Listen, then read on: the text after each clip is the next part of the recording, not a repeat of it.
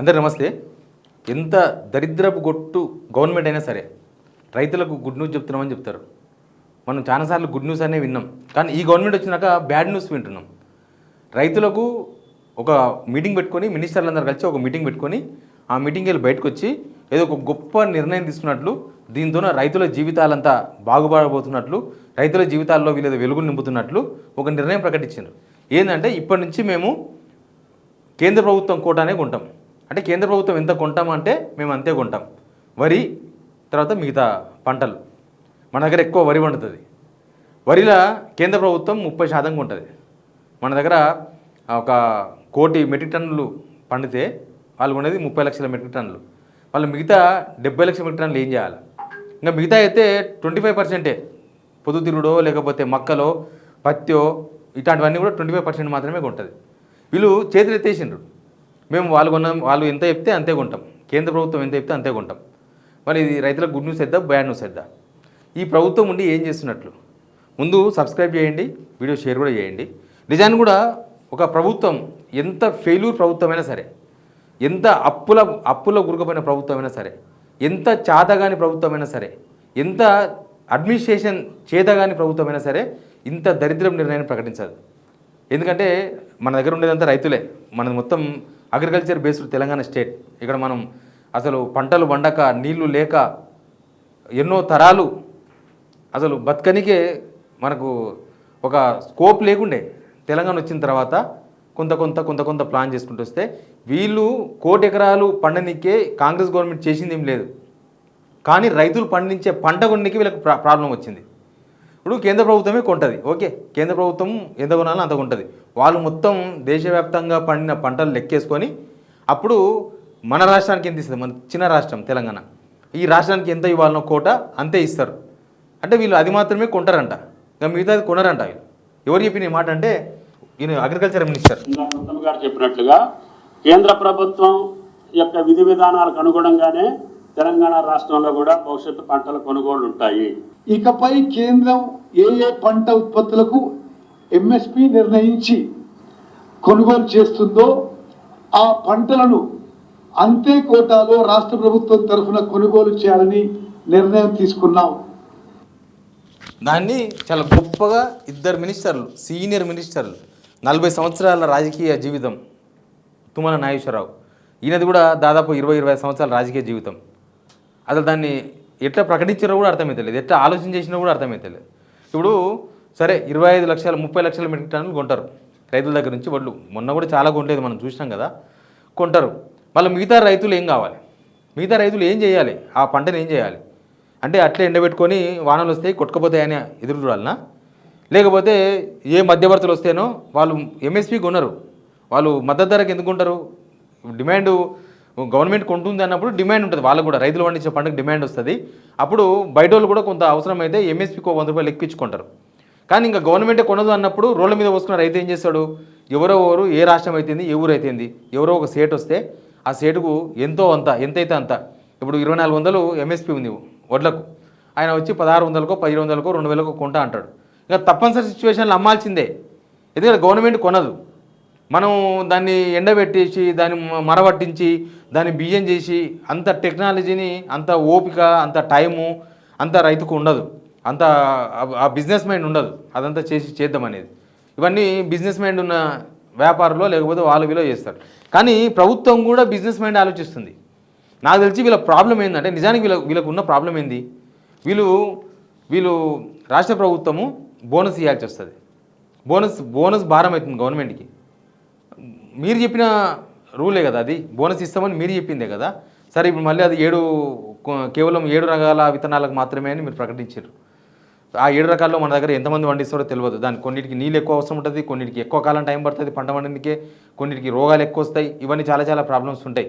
కానీ వీళ్ళు రూల్స్ పెట్టినారు. ఆ రూల్స్ రైతులు రేపు పంట వేసినప్పుడు తెలుస్తుంది వీళ్ళ మాట ఎంతవరకు వింటారో ఎంతవరకు వినలేదు. కానీ ఇప్పుడు కేంద్ర ప్రభుత్వం కొనే వరకే మేము కొంటామంటే రాష్ట్రంలో అధికారంలో ఉన్నది కాంగ్రెస్ గవర్నమెంట్. ఇప్పుడు మీరెందుకు? ఇంకా వాళ్ళు ఎవరో కొంటారు, మధ్యలో మీరెందుకు? ముఖ్యమంత్రి ఎందుకు? దానికి అగ్రికల్చర్ మినిస్టర్ ఎందుకు? లేకపోతే ఒక రకరకాల మినిస్టర్లు ఎందుకు? మీకందరికీ ప్రోటోకాల్ ఎందుకు? మీకందరికీ హెలికాప్టర్ ఎందుకు? జీతాలు ఎందుకు? ఇవన్నీ ఎందుకు? అసలు దేనికోసం మీరు గవర్నమెంట్ ఉన్నది దేనికోసం? కేంద్ర ప్రభుత్వం ఉంటుంది, రైట్? అమ్ముకుంటారు. మళ్ళీ మధ్యలో మీరెందుకు? మీరు ఉన్నా లేకపోయినా రాష్ట్రపతి పరిపాలన పెట్టి ఆ గవర్నర్ పరిపాలన చేస్తే కూడా గంతే అవుతుంది. సేమ్ అక్కడ కూడా అదే జరుగుతుంది. మీరందరూ ఏం లాభం? ఇప్పుడు ఈ అగ్రికల్చర్ అనే ఒక శాఖ రాష్ట్ర పరిధిలో ఉంటుందా, కేంద్రం పరిధిలో ఉంటుందా? రాష్ట్రానికి ఒక మంత్రి ఉండదు కదా, అగ్రికల్చర్ మినిస్టర్. రాష్ట్రానికి రైల్వే మంత్రి ఉండడు, విమానయాన శాఖ మంత్రి ఉండడు, పోస్టల్ శాఖ మంత్రి ఉండడు. అదన్నీ కేంద్ర ప్రభుత్వం పరిధిలో ఉంటాయి, వాళ్ళు చూసుకుంటారు. కానీ రాష్ట్ర ప్రభుత్వం అండర్లో ఉన్నది కదా, ఒక మంత్రిత్వ శాఖ ఉన్నాడు, మంత్రి ఉన్నారు అన్నప్పుడు రాష్ట్ర పరిధిలోకి వస్తుందా, కేంద్ర పరిధిలోకి వస్తుందా? వాళ్ళు మీ పరిధిలోకి వచ్చేదాన్ని మేము కొనము, వాళ్ళు ఎంత కొంటామంటే అంతే కొంటామంటే మీరు మీ ప్రభుత్వాన్ని ఏమని పిలవాలి? మొత్తం తెలంగాణ రైతులు మొత్తం చర్చిస్తున్నారు. ఇప్పుడు మన దగ్గర చాలామంది వడ్లు పండిస్తారు, తర్వాత మిగతావి పండిస్తారు. వడ్లు ఎందుకు పండిస్తారంటే మనం అందరం ఆకలికొని ఉన్నాం, ఇప్పుడిప్పుడే పంటలు పండించుకుంటున్నాం. లాస్ట్ ఒక 2018 నుంచి బాగా పండుతున్నాయి పంటలు. మనకు కాళేశ్వరం నీళ్ళు వచ్చిన తర్వాత, భూగర్భ జలాలు పెరిగిన తర్వాత, కొంచెం వర్షాలు కూడా మంచిగా పడడంతోన అందరం వరికి వెళ్ళిపోయినాం. మనం అంతకుముందు వరి ఏడవంటుండే, అందరు కొనుక్కొని తినాలి. కిలో బియ్యం, పావు కిలో బియ్యం, అరకిలో బియ్యం కొనుక్కొచ్చుకొని, రైతు కూడా బియ్యం కొనుక్కొచ్చుకొని తిన రోజులు ఉన్నాయి తెలంగాణలో. అట్లాంటిది తెలంగాణలో మనమే ఫస్ట్, దేశంలో మనమే ఫస్ట్. దేనికోసం తీసుకున్న క్రెడిట్ మీరు? మా వల్లనే పండింది పంటలు. దేశంలో తెలంగాణ నెంబర్ 1 రాష్ట్రం కదా, అది వీళ్ళ వల్ల కాలేదు. కానీ ఇప్పుడు పండించిన పంట కూడా కొన్నికి చాద కాకపోతే ఆ క్రెడిట్ తీసుకునే కూడా మీకు అర్హత లేదు. వీరు తెలంగాణ ప్రజలు ఖచ్చితంగా సమాధానం చెప్పాలి. పరిపాలన దైవాధీనం అయిపోయింది. ఇప్పుడు ఎవడైనా కేంద్ర ప్రభుత్వం కొంటలేదు, ఆంక్షలు పెడుతుంది అన్నప్పుడు చేతనైన పరిపాలకుడు ఏం చేస్తాడు? ఢిల్లీ పోయి ఆడ ధర్నా చేస్తాడు, కేంద్ర మెడలు వంచి ఒడ్లు కొనుక్కో అని ఒప్పిస్తాడు, పోయి తిరుగుతాడు. మరి నా 71 సార్లు పోయి ప్రధానమంత్రిని కలిసి కౌగులించుకొని, సెంట్రల్ మినిస్టర్లను కలిసి ఏదేదో మాట్లాడుకొని ఏం లాభం? ఇప్పుడు ఒడ్లు కేంద్ర ప్రభుత్వం కొంటలేదు, ఆంక్షలు పెడితే మీకు ఉద్యమం చేయని కూడా చేతనైతే లేదా? తీసుకొని పోండి, అన్ని పార్టీలను తీసుకొని పోండి, రైతులను తీసుకొని పోండి. దేనికో ఉత్తుత్త దానిలకు, సోనియా గాంధీ బర్త్డేలకో లేకపోతే రాహుల్ గాంధీ బర్త్డేలకో ఇక్కడ నుంచి ట్రైన్లు వేసుకొని తీసుకపోవడం కాదు. రైతులను తీసుకుపోండి, రైతులను తీసుకుపోయి కూర్చోబెట్టండి, ఆడ ఢిల్లీలో కూర్చోబెట్టండి. ఇక్కడ ఉన్న బీజేపీ నేతలు కూడా స్పందించాలి దీనిపైన. కేంద్ర ప్రభుత్వం మీదే ఉంది, ఇక్కడ వీళ్ళు మాట్లాడరు, వాళ్ళు మాట్లాడరు. ఇక్కడ బీజేపీకి ఎక్కడ ప్రాబ్లం అవుతుందో అని కాంగ్రెస్ పరిపాలకులు, ఇక్కడున్న సీఎం, ఇక్కడున్న మినిస్టర్లు వాళ్ళు ఎంత కొంటామంటే అంతే కొంటాం. ఇట్లాంటి వాళ్ళు తెలంగాణ ఉద్యమం చేస్తుండ్రి, ఇట్లాంటి వాళ్ళు తెలంగాణ తెచ్చి ఇస్తుండ్రా? సింపుల్గా ఆలోచిద్దాం మనం. ఒడ్లు కొనకపోతే ఎవడైనా రైతుల కోసం, రైతుల ఒడ్లు ఎందుకు కొనరు అని అడుగుతారా? లేకపోతే ఆయన కొనలేడు కాబట్టి నేను కొనను అంటారా? తెలంగాణ రైతుల తరఫున మాట్లాడేవాడైతే ఖచ్చితంగా ఎందుకు కొనవు, కేంద్ర ప్రభుత్వం ఎందుకు కొనదు అని పోయి ఆడ కూర్చోవాలి, ధర్నా చేయాలి, తీసుకుపోయి ఒడ్లు తీసుకుపోయి ఆడ పోయాలి, ప్రధానమంత్రి ఆఫీస్ ముందర పోయాలి. అప్పుడు కేంద్ర ప్రభుత్వం ఏమైనా దిగుతుంది. కానీ ముందే వాళ్ళు కొట్టలేరు కాబట్టి మేము కొనం, వాళ్ళు కొన్నంత వరకే మేము కొంటాం, లేకపోతే మేము కొనమని చేతులు ఎత్తేస్తే అసలు రాష్ట్రంలో కాంగ్రెస్ ప్రభుత్వం ఎందుకు? రైతులు ఆలోచించాలి. ఇప్పుడు రైతులకు రైతు భరోసా వేస్తామని ప్రకటించిన 30 తారీఖు నాడు, మరి దేనికోసం రైతు భరోసా? దేనికోసం? అర్థమైంది దానికి.